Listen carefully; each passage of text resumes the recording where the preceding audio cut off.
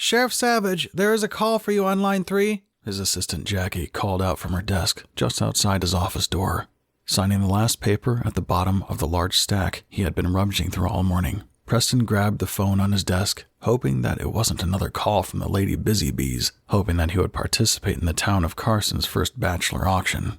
It's not that he was opposed to helping the charitable group, or thought the auction was a bad idea, but he figured he should leave the bids for the young guys who have moved into his town in the last few years. Preston had watched the town grow by leaps and bounds since Jameson Connolly moved his software business to their ideal location, and the tourists were drawn to the dozens of wineries and microbreweries that had grown like wildflowers in the valley. He was hoping that with the population boom, both the police and the fire departments in Carson, North Carolina, could hire additional help because Preston's 2-person team was already stretched thin, and he knew Fire Chief Joseph Connolly felt the same. "Savage," he answered in a brusque tone. "Sheriff, it's Mayor Fitzgerald." While Preston was happy it wasn't one of the Lady Busy Bees, he can't say that he was overly thrilled for the mayor to be reaching out to him either.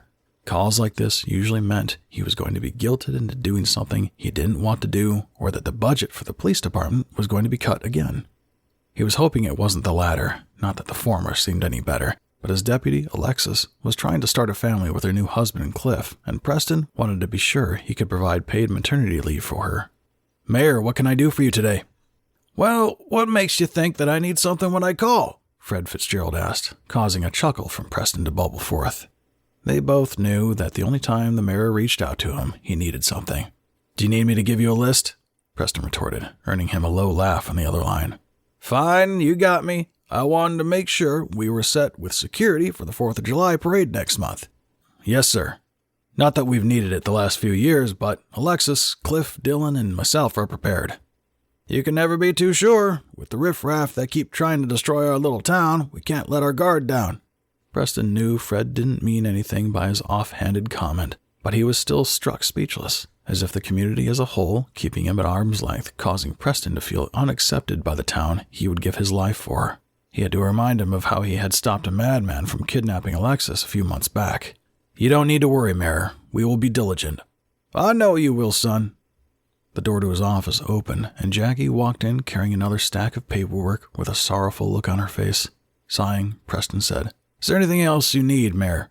"Any chance you've changed your mind about the bachelor auction?" he replied, and Preston could hear that the old man was grinning wildly at the thought.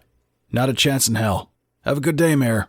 Laughing, Fred ended the call just as Preston lifted the first page from the stack Jackie sat on his desk.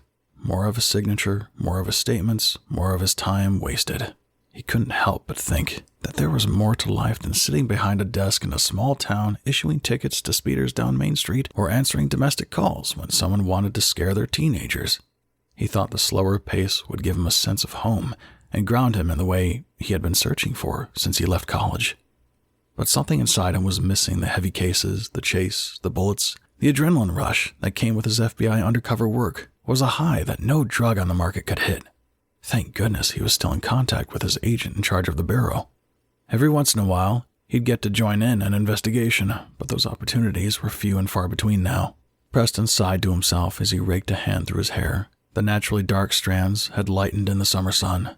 With the downtime he had acquired in the last couple of years, he took up fishing on the local lakes surrounding their valley. It was one of the only hobbies that kept the nightmares of his past at bay. His hand began to cramp by the time he made it through half of the stack. That was when Jackie walked back into his office with a grim look on her face.